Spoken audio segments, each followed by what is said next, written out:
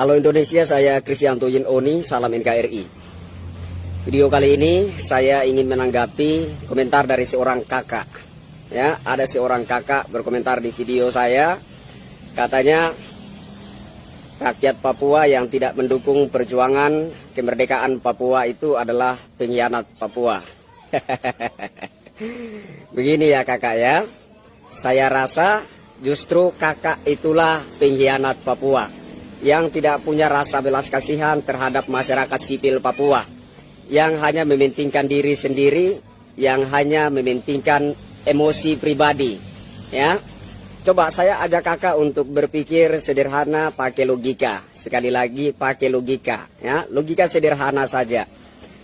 Bahwa orang-orang besar OPM, ya, pembesar OPM itu tinggalnya di mana? Coba kakak jawab dulu. Pembesar-pembesar OPM yang suka provokasi masyarakat Papua untuk memberontak terhadap NKRI, terhadap pemerintah Indonesia itu mereka tinggal di mana?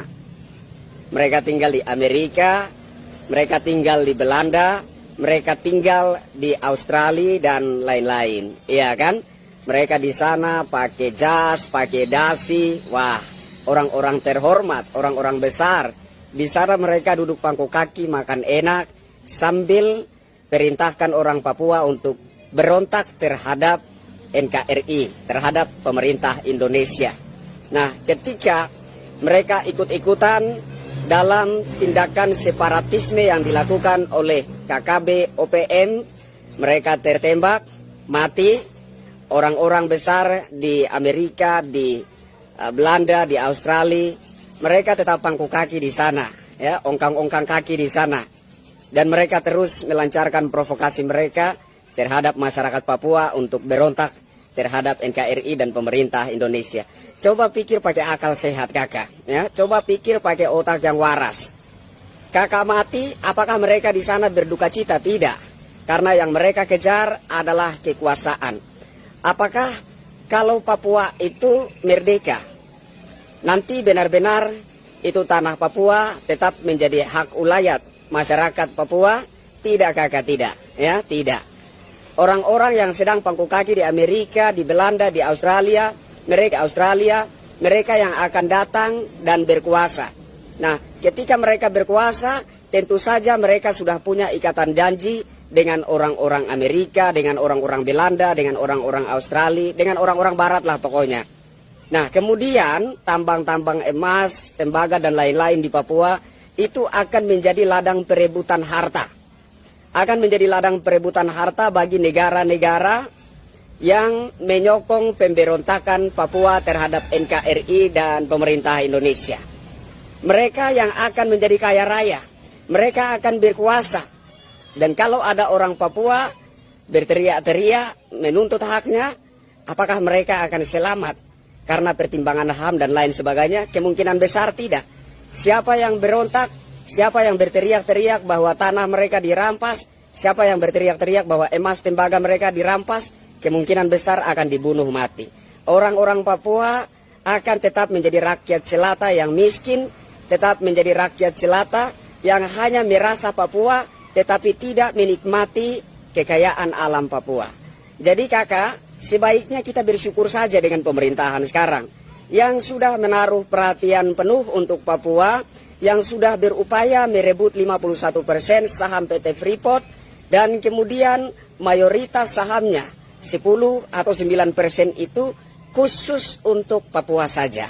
Dulu 9% itu untuk negara Indonesia, sekarang tidak. 51% untuk negara Indonesia dan 10% itu khusus hanya untuk Papua saja. Kurang baik apa pemerintahan Presiden Jokowi sekarang?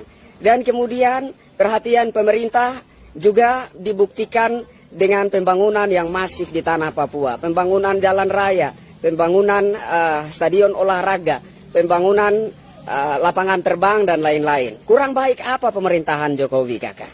Jadi kakak, kalau kakak berpikir bahwa kalau Papua merdeka maka kakak akan berkuasa atas hak ulayat, tanah, lahan, dan segala kekayaan alam yang ada di Papua, kakak salah berpikir. Sadar-sadar saja kakak, bahwa orang-orang yang ada di Amerika, yang ada di Belanda, yang ada di Australia, mereka itu adalah penjilat Amerika, penjilat Belanda, penjilat Australia. Dan kalau sampai Papua itu merdeka, mereka akan datang ke Papua dan berkuasa. Mereka itu adalah penjilat Amerika, penjilat Belanda, penjilat Australia.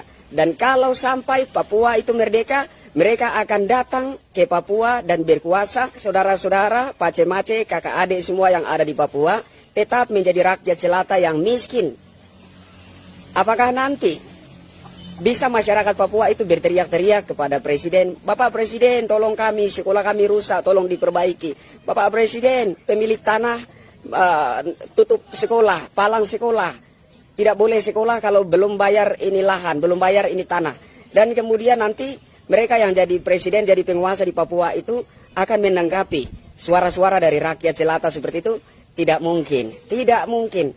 Hanya Presiden Jokowi yang hati baik. Hanya Presiden Jokowi saja yang orang baik, yang mau mendengar teriakan jeritan masyarakat dan langsung menanggapi, langsung menjawab dan langsung memberikan solusi. Jadi kakak, sebaik-baiknya mari berpikir dewasa, mari berpikir yang rasional, gunakanlah logika yang sehat, bahwa sebaik-baiknya Papua tetaplah menjadi satu kesatuan dalam wilayah kedaulatan NKRI. Papua Indonesia, sampai langit terbelah sekalipun, Papua tetap menjadi bagian yang tidak terpisahkan dari negara kesatuan Republik Indonesia. Salam hormat dari saya kakak. Bravo Papua, Papua bangkit, Papua NKRI. Merdeka!